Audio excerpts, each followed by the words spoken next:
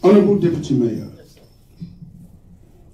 there is a man that is running for election right now. He's been traversing the country, campaigning, or making his visitations, Dr. Kingsley Moghalu.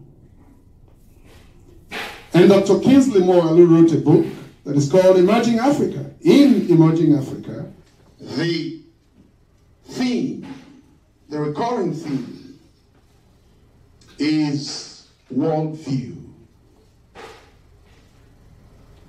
Every citizen, every politician, every country must have a worldview. It is within that worldview that you can calibrate and recalibrate your politics. If you don't have a worldview, you cannot become an effective leader, at least insofar as your country, particular country, is concerned. I lay this foundation to ask this question, Mr. Deputy Mayor. April 28th, our president visited this country, had a chat with the President of America, Donald Trump, and after their brief meeting, they emerged for a press conference. And in this press conference, President Buhari was asked two questions. One was his reaction to the shithole country comment. And the second one, we all know what answers he gave. And the second one was about oil sales.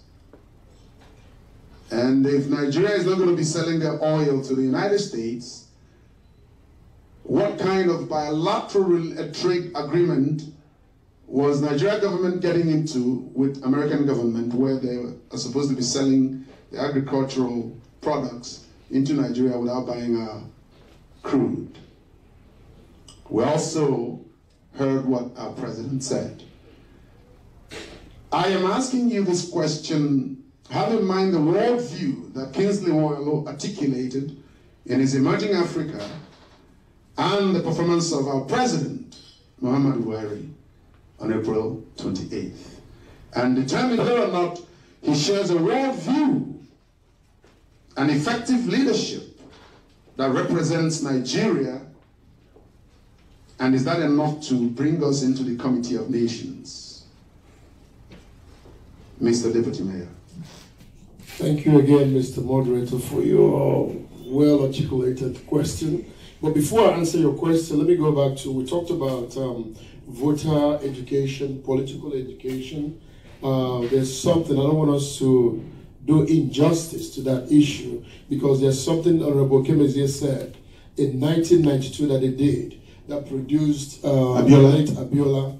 So they did all that work. June 12. June 12. People were well educated on how to vote, and they did vote. Now, we all know what happened. So all that education, all the resources that were poured into that effort produced the type of voters that voted. Now, where is the continuity? Where is the sustainability of that, all that we put in, which is a typical problem that we have in Nigeria. Somebody comes in, Nigeria doesn't have a shortage of ideas. No matter how you educate the people, but if the right institutions are not in place, the continuity of those institutions, the rule of law does not work, you'll go nowhere. So if that effort had been sustained, we'll not be talking about people taking rice and granite and palm oil and all those things. 25 years. 25 years. So what that tells us is that we had better product education 25 years ago than we do today. What it is. So the problem is, our inability to sustain the process that we know that is actually worked. Because people manipulate this. That's what I said earlier when I gave that quote. If men of good conscience don't get involved in the system, the criminals will continue to lead you wherever they lead you. And you can't expect a man to give you what he doesn't have. If a guy is a criminal or a 419er, and by whatever means he gets in power, what do you expect him to give to you? He can't lead you like the Pope. He can only exercise what he knows how to do, which is to steal money. So like I said, if people get the government that they deserve. Now, so I hope I've been able to add a little bit to that. Now, your question about our president and the worldview. I respectfully disagree with the president that he doesn't, I'm not sure he knows what worldview is or if he has any for Nigeria. Because as far as I'm concerned, the country is just floating wherever the wind blows it. Because there's a president... It's like a ship lost at sea without rudders. Yes, because if a president has a worldview, you cannot... Just 2 weeks ago, I was reading something about, is it a former chief of naval or air force that is returning 2-point-something billion naira that he stole? So it is not even the president, it's the system. See, Nigeria needs complete restructuring, complete overhauling before we can begin to even tackle all these problems. When we talk about restructuring, everybody's jumping, oh, Nigeria is breaking. No, heck no, Nigeria is not breaking up if you restructure. America restructures every day. As a matter of fact, it's the restructuring that President Trump is trying to bring into America and discussing the problem with immigration. So we have to look at things that are working in Nigeria or things that haven't worked, and then via restructuring we can get them going where we want it to go. So a country, the president, I don't understand what the worldview, Nigerian worldview is. Because if you have worldview, if the president has worldview, he will not be looking at the Nigerian youth the way he looks at them, that they are lazy. What does he have? What has he put in place for the Nigerian youth? Which brings me to Honorable Bonnie Life. The youth in this election cycle have been making a lot of noise. They want to get into the action. They want to suspend or interrupt, or as Showare would say, disrupt this cyclical nature of these old men and women. Can they do it? The answer is absolutely yes, affirmative. And I'll say this. I'm a little, because the question you asked about Moalo, I'm a little biased when it comes to Moalo. Because I must put this on record, that I am the global coordinator, political strategist for Moalo Global Youth Leadership Forum. And I particularly subscribe in its entirety the vision the man proposes. There is something special in his ideas. People must begin to listen to him, begin to pay attention, not only the books he has written, but his ability to articulate where Nigeria should be. He's clearly laid out a platform. That is correct. So it brings me back to the original question about our president. Nigeria have continually elected mediocrity as leaders. That is what we have. 2015, I was a coordinator of a movement that produced some results for Buhari's opposition. I was a consultant for Jonathan campaign. I worked against the election of President Buhari, but he won fairly, and I give him credit. Then, upon victory, he made some salient promises. He took 6 months to put together a cabinet. He said to the nation and the world, I am taking my time so that I can bring the best. I hoped, as much as I criticized him, as much as I stood in opposition of his election, I prayed as a patriotic Nigerian, I prayed and hoped that this president will come outside the shores of Nigeria and bring home thousands of Nigerian technocrats that are scattered all over the globe, waiting for the opportunity to come home and change their country. I strongly believe you can't change Nigeria from inside Nigeria. Let me ask you, let me challenge you on that premise. Because I've heard it said various times. Must we wait to be invited if we are patriotic citizens of Nigeria? Is there anything standing in our way to go wrestle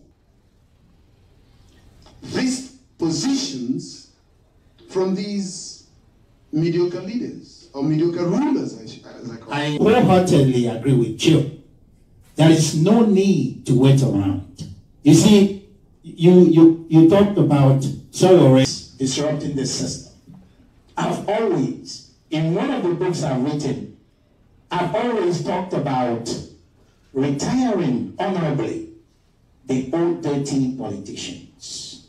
You see, Nigerians like honorable retirement. When they hear about shake-ups and angry youths, they hear war. They hear war. They will settle. So I would like to give them a plaque for their mediocrity and tell them, yes, go forth and enjoy your well-oiled stolen loot. Allow the youths to now restructure the country. Honorable Welcome is here. Please, I'm going to inculcate or incorporate corruption within this conversation because I don't think they're really far and apart from what we're talking about. Leadership, politics, and corruption go together. And to the extent that Nigeria has not effectively moved since the 80s, the country has, I lived in Lagos, worked for First Bank in the early 80s. It was far better Nigeria than today's Nigeria. And I remember vividly, Idea was visiting my bank.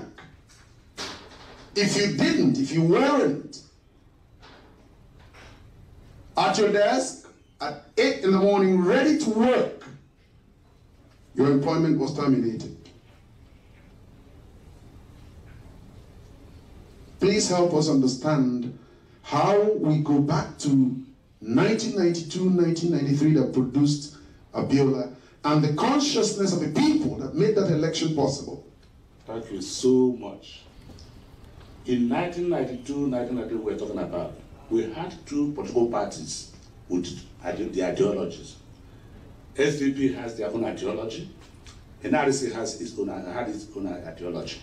And they were working on that. And that helped to put the parties focused on what they wanted to give to Nigeria. And Nigerians were aware what to expect from an NRC that was a capitalist type of arrangement. And then the SDP that was socialist inclined. Yes. You know, so Nigerians were aware of these ideologies and we are pursuing them, and we are also making sure that they were giving account of their stewardship. So essentially, those two political parties, one catered for the downtrodden, exactly, and the other catered for the elites, exactly, the moneyed. Yes, yes. So that was then. Now, like Dr. mentioned, we forgot all those, and then turned everything upside down. And since that time, there is no direction in Nigerian governance or leadership. And then we are talking about, now we're talking about worldview or no worldview. Somebody will only give what he has. You cannot give what you don't have. So what I'm saying is that, but the political party structure that produces a president, if the president himself doesn't have a world view, there must be certain people within that political party structure that must have a world view and share that world. One man doesn't govern by himself or rule by himself, let alone lead. Buhari is not leading. He's ruling. And he has Tinubu, Lai Mohammed. There are people that he is playing in this field with. And we have the Senate president.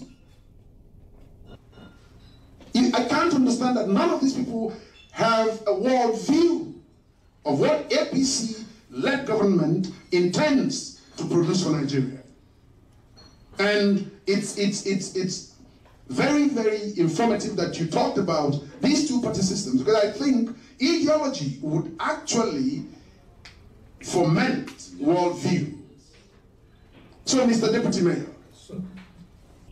and then Honorable Kalu, I'm coming to you to talk about corrupting influences and how do we deal with these corrupt leaders. We have been at this for so long. I talk to my friends every day. I am frustrated. Everybody says, well, nothing is going to happen. You and I just shared a conversation downstairs with a young man who thinks it's a fait accompli that Buhari is going to win re-election. And we call it voter apathy. When you have lost before you even start, where do you go from there? Mr. Deputy Mayor. Thank you, Mr. Moderator. First, let's go back. I'm sure all the parties in Nigeria have ideologies. But it goes back to all what I was talking about when somebody emerges and you're holding power. It looks like they're the same party to me. It looks, there you go. So they abandon their original party ideologies and then they begin to pursue that ideology that Nigerians understand. If you're the president, you call the shot. Nothing else matters. Nobody looks at the Constitution to observe what the Constitution says. The separation of powers between the three branches of government. Nobody looks at all that. Like you said, the president does not lead, he rules. I believe there are people in his party that understand worldview. But when they go to the president and tell him that this is what the worldview should be, everybody's afraid. Nobody's going to say that. Because they know the man is not going to listen. So people are not actually doing the work of representation. They're not representing the constituencies that sent them to Abuja to represent them. Of course. I mean, if you looked at what happened, they are all taking care of themselves individually. If you looked at what happened during the presentation of the budget, the last time, all they did was pad up the budget for them. So that once they get what they're asking for, the president, whatever the president says, because he signs that budget, they rubber stamp it. So the problem is not about ideologies, it's about the rule of law working. If the president will elect you, you don't do what the Constitution says, there are consequences to that action. A president that violates, if a judge gives order to release a certain person, the president says he stays back in jail.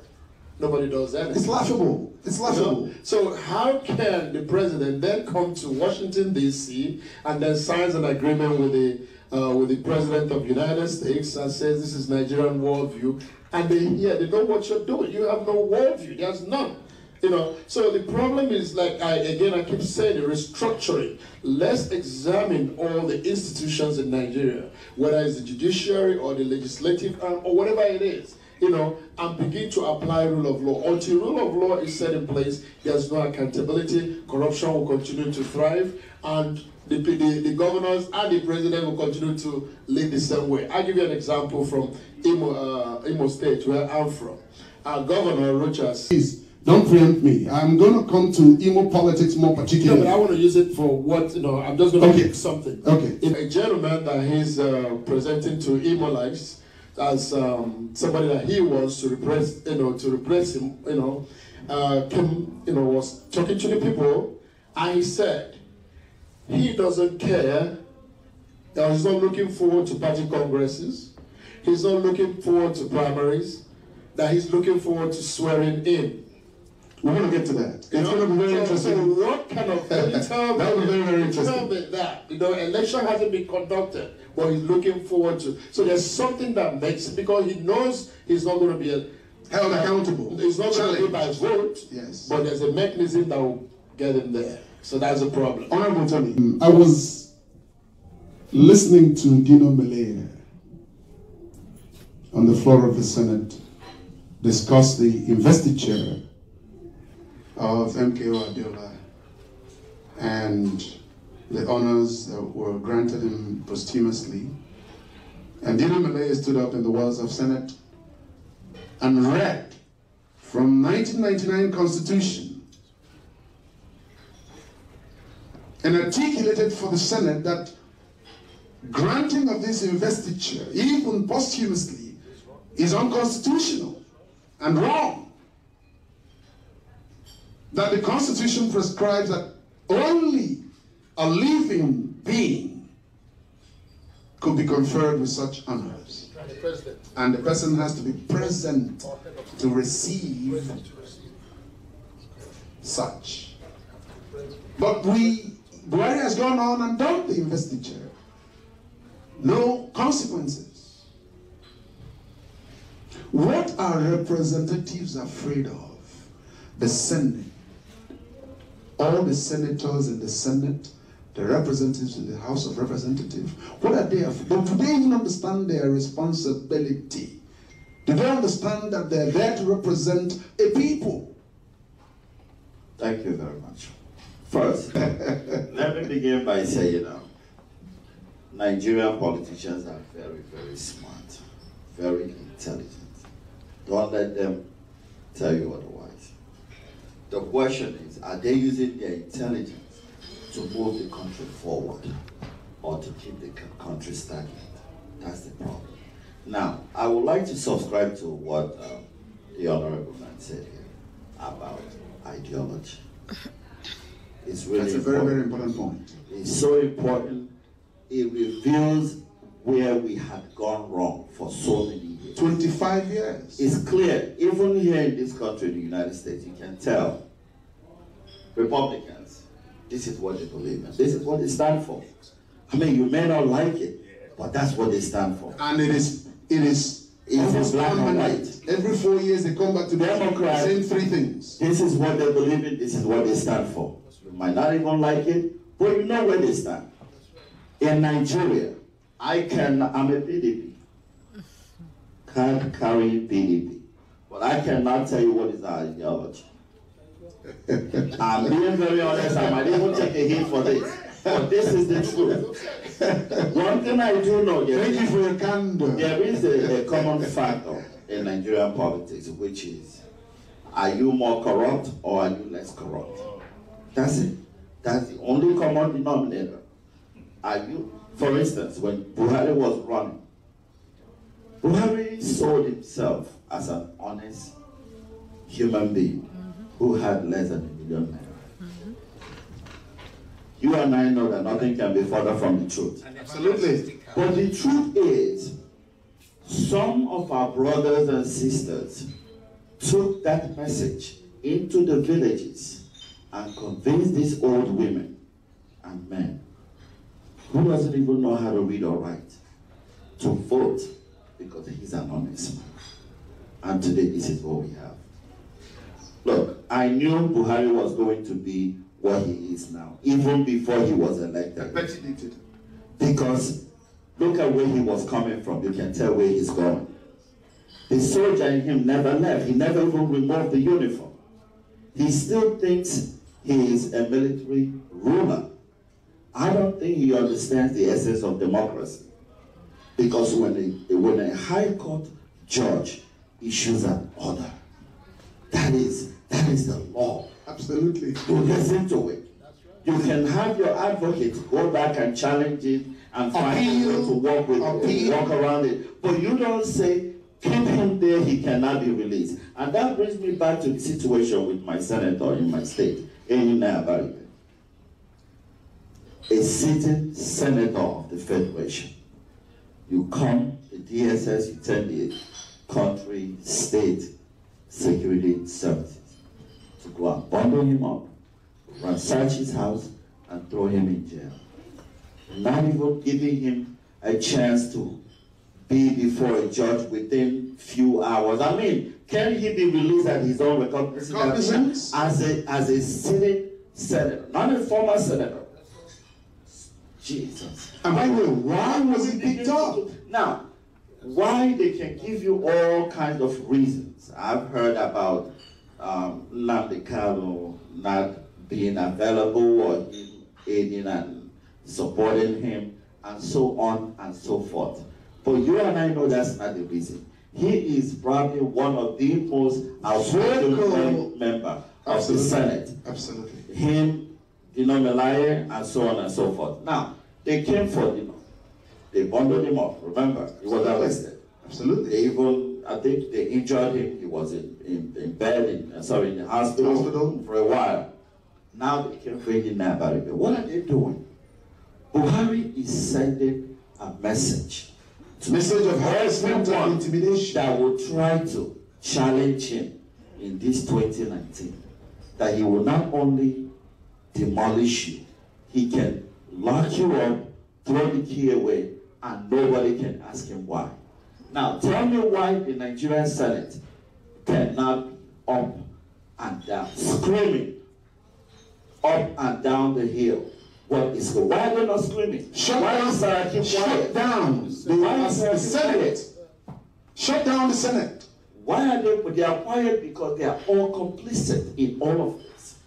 If these guys are clean, if these guys are doing their job, getting paid, and spending the money that they're getting paid, there is no heap of corruption behind their names.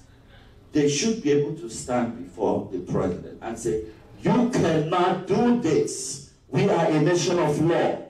You cannot do this. But the reason why they cannot say a word is, if Saraki or whoever else says anything, Buhari will read their own long list of corrupt misconduct, and they will find themselves in prison, and nobody else. Yeah, but he's also said, no one shows up at the table of equity. So it leaves Buhari hands. Is Buhari in a situation whereby he's acting like a king, acting like a ruler instead of a leader. But however, I do know one thing. Let me borrow this phrase from Bill Clinton. When we talk about all that is gone wrong, it's almost hopeless. It's almost like there is no point going home to try. There is no point even beginning to attempt. The situation is hopeless. No, it's not. There is nothing that is wrong in Nigeria, about Nigeria, with Nigeria, that cannot be fixed with the product which is Nigerians themselves. I believe that. We just need to have the spine. And our elected officials need to also grow some political courage. They need to have the courage. You cannot put the entire Senate in prison. It's not going to happen. No. So why can't you guys stand up? Today, yesterday maybe Dino Melaye. Today is Enina Baribe. Tomorrow could be you or someone else. One by one, they will pick you guys all out. And at the end of the day, you find Buhari in 2020 still sworn in as the next president. And that will be really, really sad for our country. Honorable Bonilai Fundo, just on that topic alone, the president of Ohaneze Nnewodo went to the well of the Senate with a few other people to just deliver that message to the president of the Senate that they need to grow backbones, spines, to challenge what is being done in Nigeria. Nigeria is no longer a nation of laws. we're now a nation that is afraid of a single man. It's almost like the military shadow is overcasting everybody. You see, there is an ideology in Nigeria. There is a religious ideology. There is a tribal ideology. That's actually well replaced the political ideology that was there in 1992. Today, if you come out from the East and say one thing in opposition of something or any action from someone from the northern part of the country, first they will identify you as an Igbo man. That Igbo man, he means no good for an Hausa man. You're from the West, you say something, oh, that lousy Yoruba man means no good. So they have pitched the people against themselves. So this is the Orthodox elite strategy. They pitched. Is it Orthodox elite strategy, or just call it what it is? Is it a northern? Well, that's where that is where the basin that is being sold to the rest of the That country. is where the basin of orthodoxy in political sphere of Nigeria resides. So I agree with you on that. So let me also say this. Come back on to what you are talking about, the Senate. What we have in the Senate is square pegs in a round hole. It doesn't fit, and we will never fit. What Buhari is actually fighting for, this is a message for the Nigerian Senate. What this is going on, Abaribe, Dinamalaye, Olusola Saraki being rambled together, Shitu, as part of the robbery gang. The war is really about the recent attempt by the Senate of the Federal Republic to reschedule the election timetable. The presidential election timetable. That is what this is all about. Any political scientist warp the grain of their teaching, of their academic acquired knowledge, should know this is what is actually at play. The president knows quite well if the election is rescheduled, the timetable is changed as proposed by the Senate, he will lose. Not only lose, he will be walked out of Nigeria colossally. He knows that. So that's what he's fighting, like a wounded lion. Yeah, but the Senate hasn't given up on that yet. That is why he's now grabbing those that have the mouthpiece. Yes. You see, this is a game that I know very well. And I know how when they play it in clandestine fashion, I know. Diplomatically, I know. Directly and indirectly, I know where they are coming from. Even with messaging, it's now a little different. Now, remember, the president went to Morocco. He was received with camels, line of cars. He actually went to Morocco because Morocco was running for FIFA to host the World Cup. The president of Morocco brought him there. And Morocco also wants to be a member of ECOWAS. That's right. So they changed the narrative on that to begin to mean something different, acceptability for the man. That's not what that is about. But the opposition parties in Nigeria did not pick that up. They did not counter that messaging. Assimilated into the people, thinking, so this man is now globally accepted. He went to Washington. That's exactly why Trump brought him there for the vote. Nigeria has a vote in FIFA. That's what Trump wanted. So they brought him to Morocco because Morocco was running against the United States for that same hosting right. Also because they needed to caution him for the vote they received at the Security Council. That is correct. That is correct. Israel. That's correct. So this is actually at the crux of what I'm saying. The misinformation that is in the system is so nauseating for those that find out that people are not adequately informed on how to differentiate when people cow and boohoo and nonsense being circulated as actual ideology, actual strategy. Mr. Deputy Mayor, Nigeria and Nigerians have the largest number of mobile phones.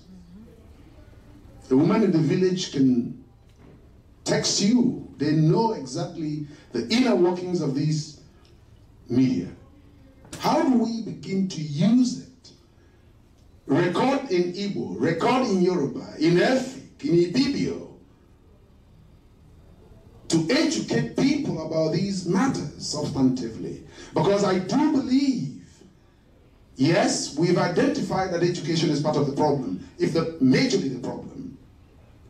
And oftentimes, politicians talk over the heads of the electorate. These, remember, politics, all politics is local. How do we record in Ibibio, in Efik? This is one of the reasons why if you listen to Asari Dokubo, whenever he talks and releases his videos, he talks in his native language. Because he's not speaking only to the learned. He wants his people to understand, and that is why people from that part of the country are not to be messed with.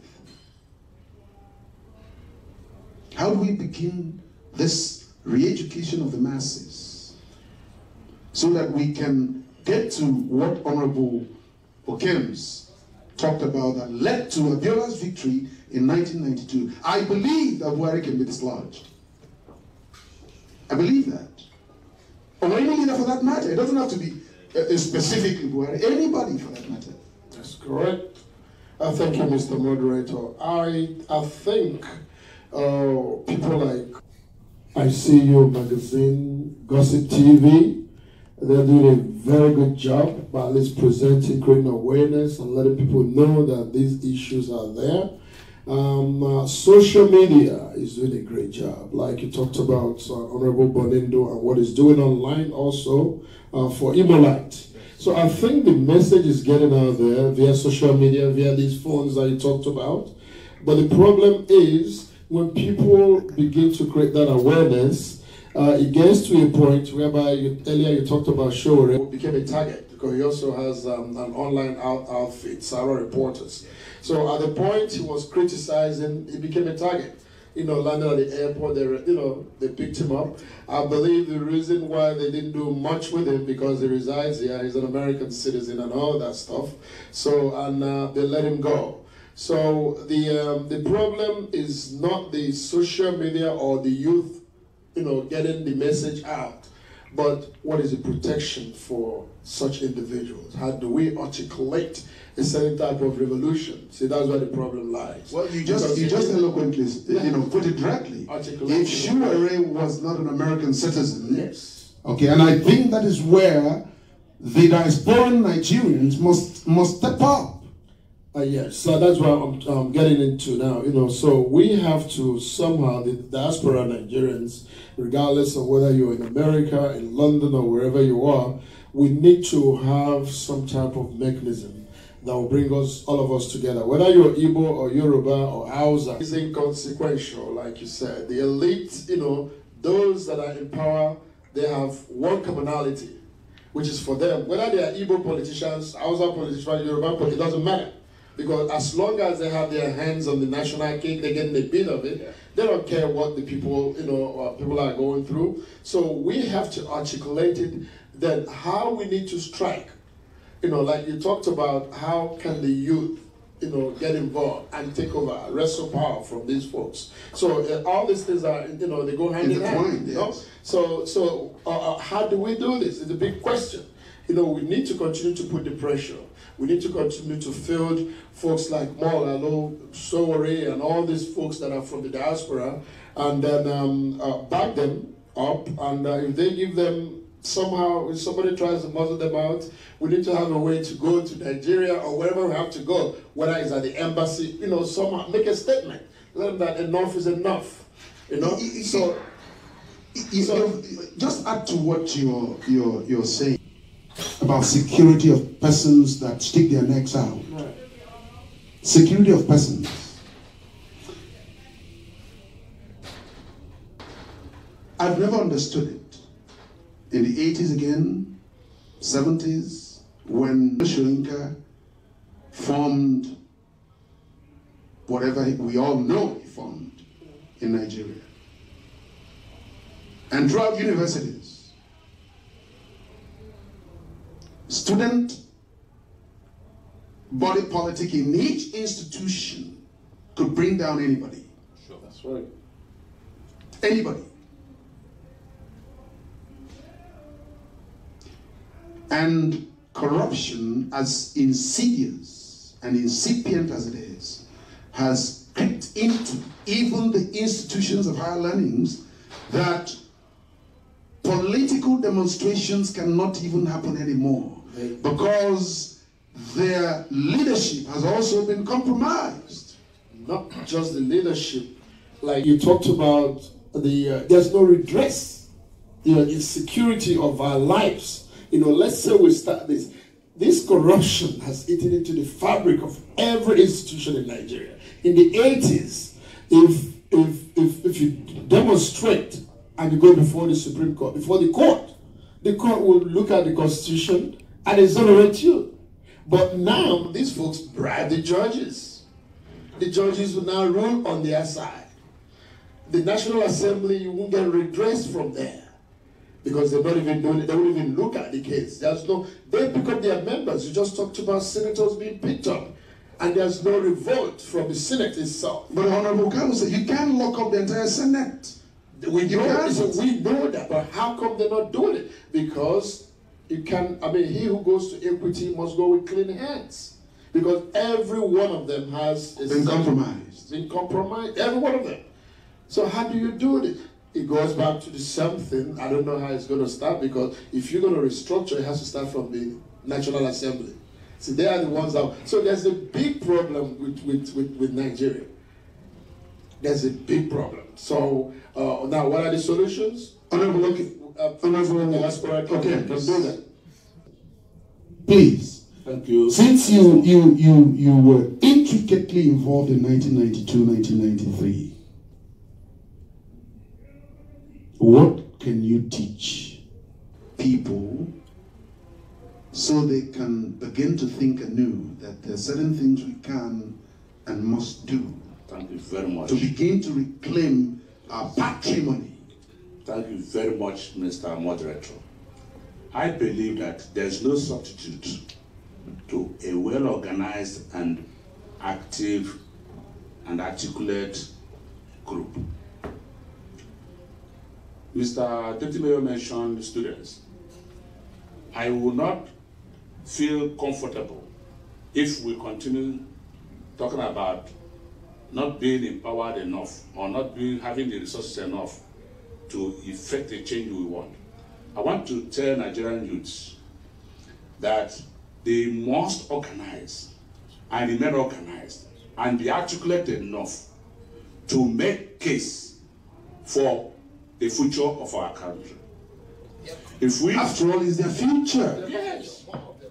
Yes. So we want, I want to advise further that there has to be sacrifice, because this issue of leadership will not be gotten on a platter of gold. We must organize and sacrifice for it, and then move on to achieve the change you want in Nigeria.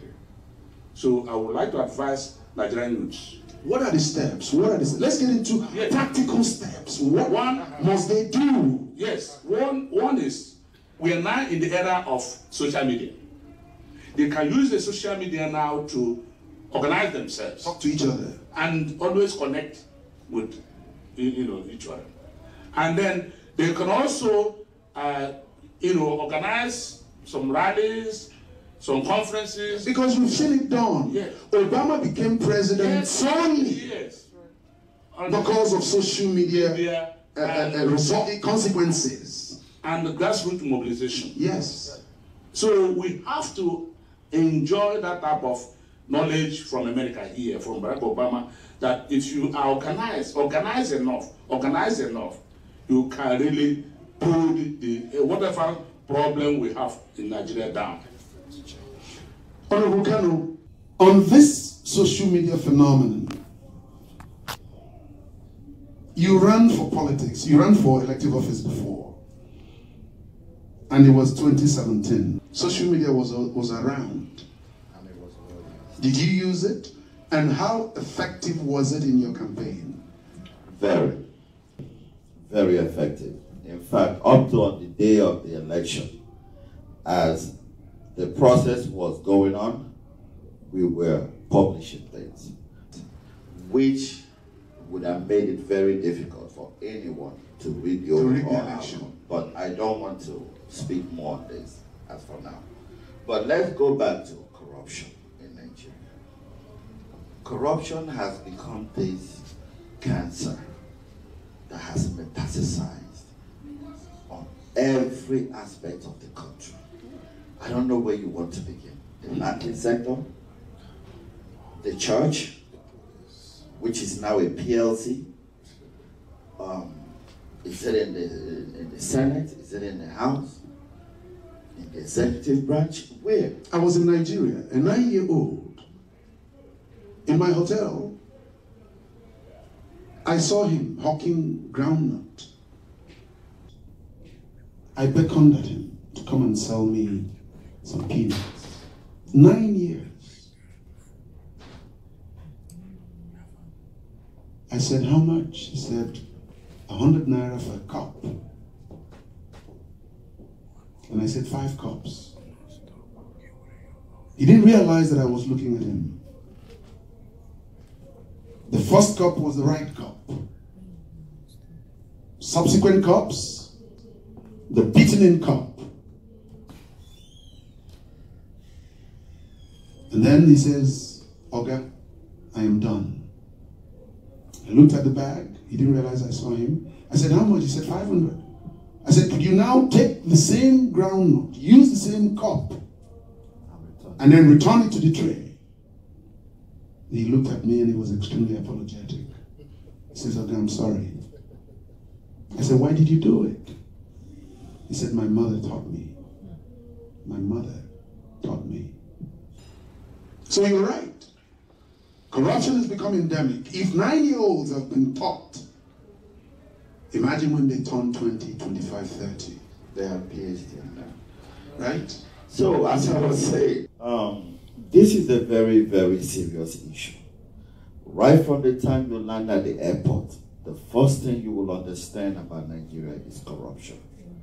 Police, customs, drug law enforcement agents, immigration are all with their hands out. If you don't tip them, they will rip your bag apart. They know there is nothing in that bag, and they're doing it in a way to piss you off to a point that you say, you know what, this is what you want to take it. And they will tell you that's what they're going to do if you don't give them that money. So, right from the airport, now, if you're a visitor, if you're not even a Nigerian who doesn't even know how these things work, they may not do it to you. Maybe they will, maybe they won't. But you're witnessing what is going on. What do you say to yourself about the rest of your trip? Now, coming into the government, I think the amount of corruption in Nigerian government, we will need dwellers to move them. The problem is, where do we begin? Do we begin by electing someone who will be able to start this cleanup? How do we do it? Is Buhari really fighting corruption? No, he's not. Far from it. But how do we do it? First of all, you need money to get elected. In every election, you need money. In this place, Obama, like we said, picked up his money from $10, $5, from individuals who believe that this is going to be a government of the people, by the people, for the people. We say it, but we really don't believe it. So the politicians, like I said earlier on, they buy the power from us, and we expect them to come back and return the proceeds. No, they won't. It's a business for them. So when people like Tinubu, people like former governor of Rivers State, Rotimi, and many other names that we may never even know, bankrolled the election of the incumbent president. And these same people... And for that they were rewarded. Yes. Amechi is holding almost like 3 portfolios. Amechi should be in front of a criminal court right now, defending himself. But instead, he's actually walking away scot-free. So you tell me how Buhari is fighting corruption when the money that made him president is corrupt money. Absolutely. Money stolen from ordinary people from different states. How do you begin? Why are Nigerians complacent? Where do you begin? Why are Nigerians complacent? Why do they take it? Hardship and greed. Honorable Body Life, why are Nigerians continuing to take this stuff? When are we going to say that enough is enough? You see, the idea or the issue of corruption goes back to the main problem of Nigeria, the governors. We have talked about the president a lot and the National Assembly. Nigeria is actually held back by the state governors. Since 1999, I have never seen a state that did not get their actual allocation from the federal government. They received it. Even state. Timely. It was only Lagos State that had issue with Obasanjo, and Tinubu devised the local taxation. Of course, the internally generated. That's correct. Revenue. Imo State, where I come from, receives 196, about $1 billion per month. You tell me, per month, federal allocation as an oil producing state. In a year, when you multiply that, you begin to ask yourself, even if you share the money to the people, there's no infrastructure, no standardized, no top of the line infrastructure in any of these states to show for any of these monies coming in. Now they go back, we cry back to the federal government. Sometimes I like to put squarely where the problem is. The federal government, yes, they have their oversight functions are not there. The state legislatures, the National Assembly have somewhat relinquished, mortgaged their oversight role to the executive. And you spoke about that in your clip. That is correct. You see, when a man decides how much is needed, he writes the check and then he spends the money by himself. No oversight, no checks and balances, no any type of due process in appropriation. That is a state that is going on 6 feet under. That is a country that is actually going 6 feet under. They are traveling the opposite direction. Yes, I just got an alert.